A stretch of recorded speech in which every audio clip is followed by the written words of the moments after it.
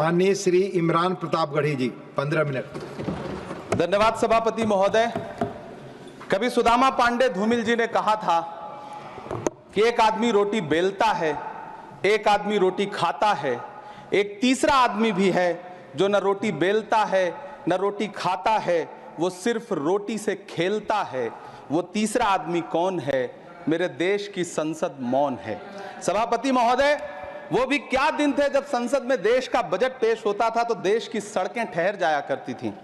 Rail budget पेश होता था तो लोगों की उम्मीदें रेल के डिब्बों की तरह पटरियों पर दौड़ने लगती थीं। पूरा देश धड़कने रोक करके वित्त मंत्री और रेल मंत्री को सुना करता था। अफसोस, अब बजट पेश हो जाता है, मीडिया चैनल सरकार का महिमा मंडन करते हैं और बेचारी जनता बजट के आंकड़ों के शब्द जाल में उलझी हुई महीनों बाद समझ पाती है कि उसका तो फिर से कट गया।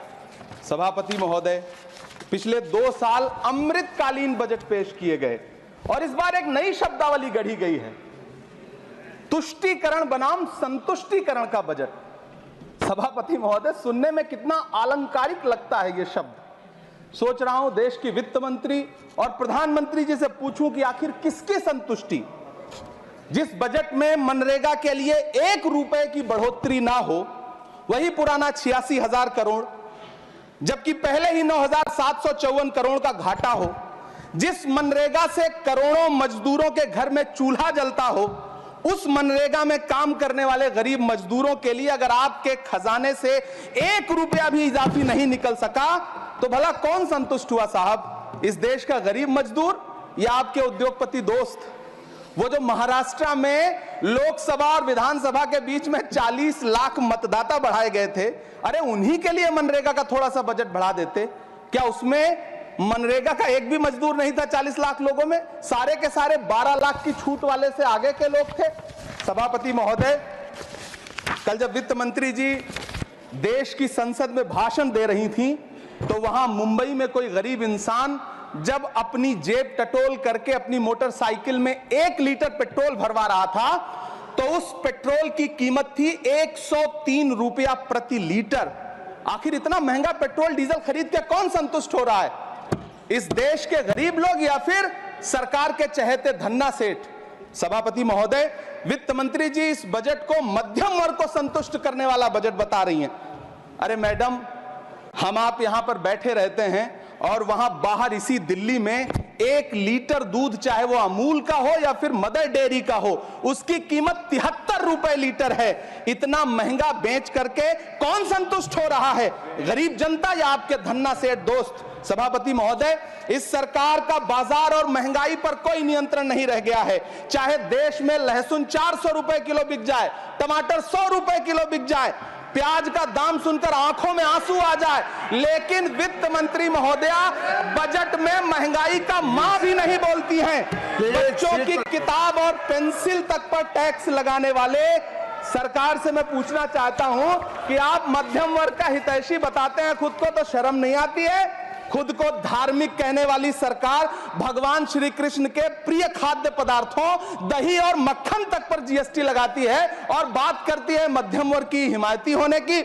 जिंदा रहते हुए जनता से हर चीज पर टैक्स वसूलने वाली यह सरकार कम से कम मरने पर तो लोगों को बख्श देती, लेकिन नहीं, वहां भी लूटना है। अंतिम संस्कार के सामान, अगरबत्ती, धूप बत्ती, केवड़ा जल, चंदन पाउडर, जौ, बताशा, काला तिल, पंचरत्न, कपूर और कफन तक पर टैक्स लेने वाली यह सरकार किस मुंह से खुद को मध्यम वर्ग का हितैषी बताती है? कौन सी संतुष्टि? किसकी संतुष्टि? कदम कदम पर टैक्स देकर लुटने वाली जनता की या फिर जनता से टैक्स वसूल करके धन्ना सेठों का खजाना भरने वाली सरकार की? किसकी संतुष्टि? सभापति महोदय, 18 अगस्त 2015 आरा का बिहार का ऐतिहासिक मैदान, सजा हुआ मंच, हजारों की भीड़ और सामने खड़े हुए देश के प्रधानमंत्री का भाषण। बिहार के भाइयों बहनों, आज मैं बिहार के लिए पैकेज की घोषणा कर रहा हूं।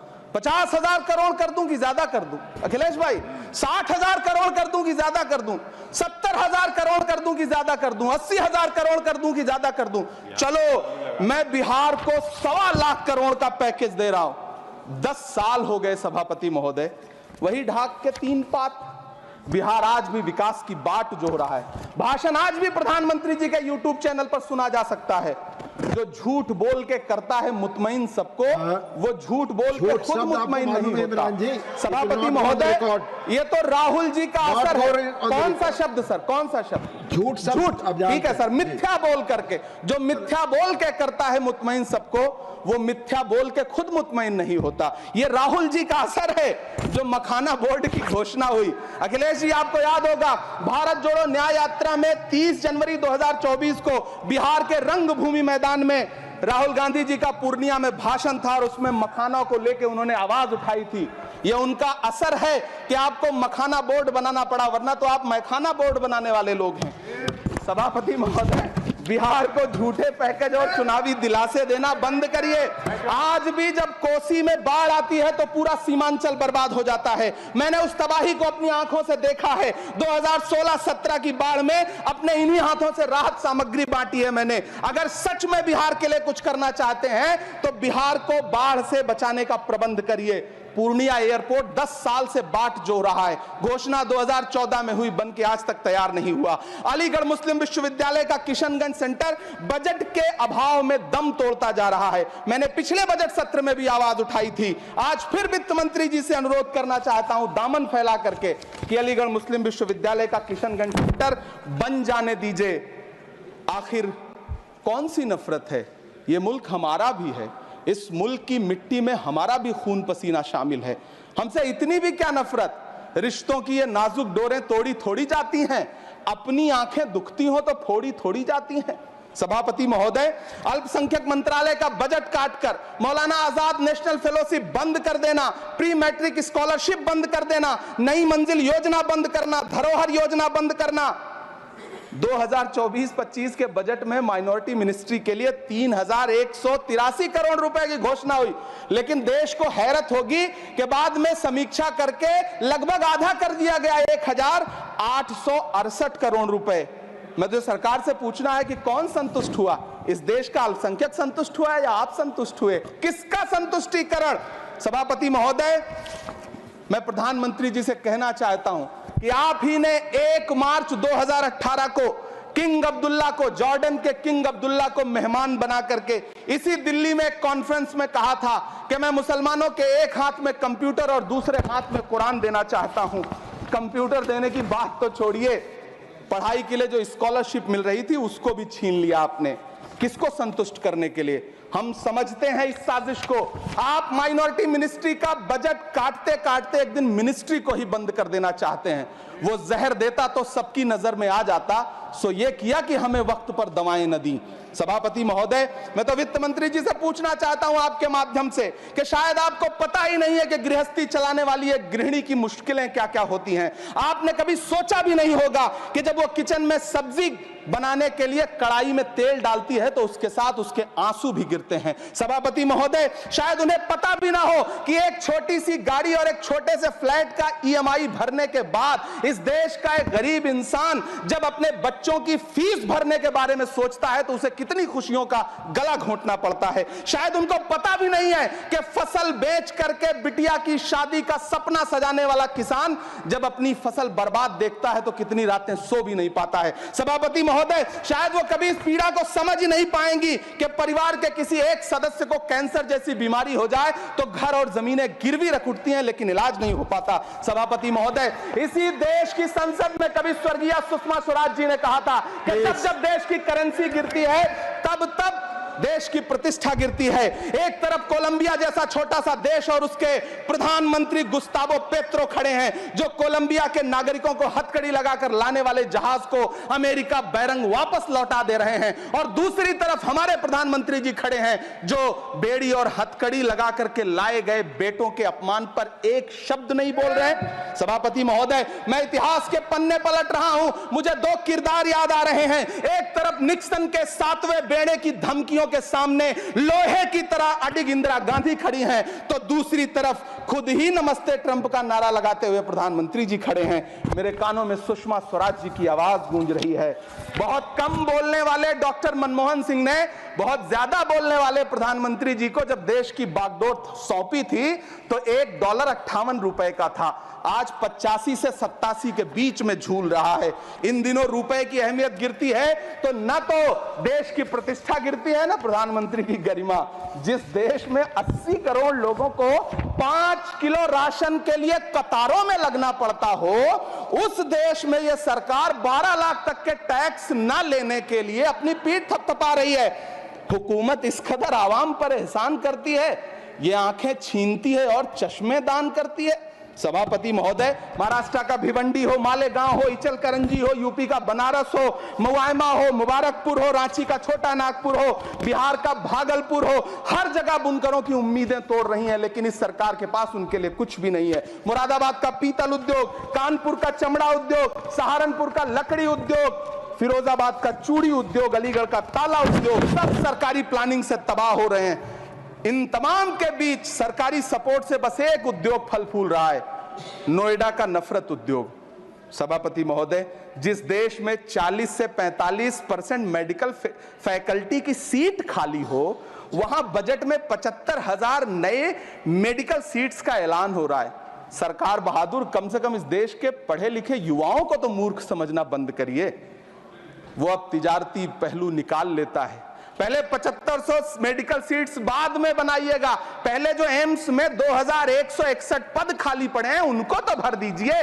वो अब तिजारती पहलू निकाल लेता है। मैं कुछ कहूं तो तराजू निकाल लेता है। मैं इसलिए भी तेरे फन की कद्र करता हूं तो झूठ बोल के आंसू निकाल लेता है। सभापति महोदय, फिर झूठ आया है, मैं उसे मिथ्या कर दे रहा हूं। शायरी में बार बार आ जाता है, क्या करूं महोदय। काश ये बजट, सभापति महोदय, वो एक शब्द मैं मिथ्या कर दे रहा हूं सर, वो एक शब्द को हटा दीजिए। ध्यान रखें, ऐसे जो भी शब्द होंगे आपके वहां। सभापति महोदय, काश ये बजट बीपीएससी के पेपर लीक की शिकायत करने वाले नौजवानों पर बरसती हुई पुलिस के लाठियों पे, जख्मों पर मरहम लगा पाता। सभापति महोदय, पिछले 80 दिन से 70 साल का एक बुजुर्ग एमएसपी की लीगल गारंटी मांगता हुआ आमरण अनशन पे बैठा हुआ है। काश ये बजट किसान नेता जगजीत डल्लेवाल की टूटती हुई सांसों की पीड़ा सुन पाता। काश ये बजट प्रतियोगी परीक्षाओं की तैयारी के लिए दिल्ली, कोटा, पटना, अहमदाबाद जैसे शहरों में, इलाहाबाद जैसे शहरों में किताबों के साथ गल रहे युवाओं के सपनों को जिंदगी दे पाता। काश ये बजट वंदे भारत के सुनहरे विजुअल के बजाय देश की गरीब जनता को कुछ और पैसेंजर ट्रेनें दे पाता। काश ये बजट सीनियर सिटीजन को ट्रेन टिकटों में मिलने वाली रियायतें वापस लौटा पाता, जिनको सरकार ने कोविड के नाम पे छीन लिया था। काश ये बजट किसानों की राह में कीले नहीं बल्कि कालीन बिछाने वाला बन पाता। काश ये बजट सरकारी मालिकों को यह समझा पाता कि नेहरू को कोसने से अर्थव्यवस्था नहीं सुधरेगी, उसके लिए डॉक्टर मनमोहन सिंह साहब की अर्थ नीति अपनानी पड़ेगी। पिछले 11 साल से नेहरू जी को कोस रहे हैं, आखिर कब तक कोसिएगा। थोड़ा पंडित नेहरू जी के बारे में पढ़िए, तब पता चले कि पंडित नेहरू की शख्सियत का नाम है। दुनिया का पहला ऐसा राजनेता जिसने अपनी जिंदगी की आजादी के लिए, देश की आजादी के लिए 3259 दिन अंग्रेजों की जेल में बिताए। पंडित नेहरू एक ऐसे महान शख्स जिनके पिता पंडित मोतीलाल नेहरू, जिनकी बहन विजय लक्ष्मी पंडित, जिनके बहनोई पंडित रंजीत सीताराम, जिनकी बेटी इंदिरा गांधी, जिनके दामाद फिरोज गांधी, सब ने अंग्रेजों से लड़ते हुए स्वतंत्रता आंदोलन में जेल काटी। आप किस मुंह से उनकी लकीर छोटी करने की बात करते हैं? नहीं कर पाइएगा, 7 जन्मों में नहीं कर पाइएगा, क्योंकि जिस्म की मौत कोई मौत नहीं होती है। जिस्म मिट जाने से इंसान नहीं मर जाते, धड़कने रुकने से अरमान नहीं मर जाते, सांसें थम जाने से ऐलान नहीं मर जाते।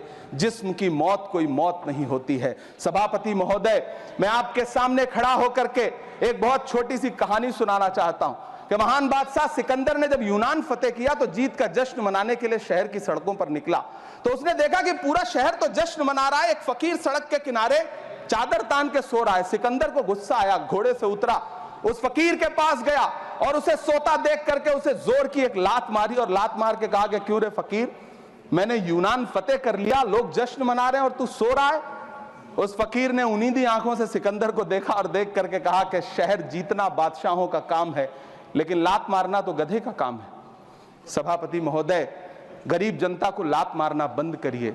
ये अमीरों के लिए बनाया गया बजट है, ये निराशाजनक बजट है। हम अमृतकाल सुनते आ रहे थे, ये अमृतकाल इतनी जल्दी समाप्त हो गया कि अब अमृतकाल का कोई नाम तक नहीं लेना चाहता है। इसलिए मैं इस सदन में खड़ा होकर के देश की वित्त मंत्री महोदया से कहना चाहता हूं कि आपने अल्पसंख्यकों के बजट में जो कटौती की है उसको बहाल करिए। आपने मनरेगा को जो स्थिर रखा है उसका घाटा 9,754 करोड़ है, कम से कम उतना बढ़ा करके फिर से उसे बहाल करिए। नौजवानों के लिए रोजगार दीजिए, किसानों को एमएसपी की लीगल गारंटी दीजिए। यही मैं आपसे अपील कर रहा हूं। धन्यवाद सर, आपने इतना जो समय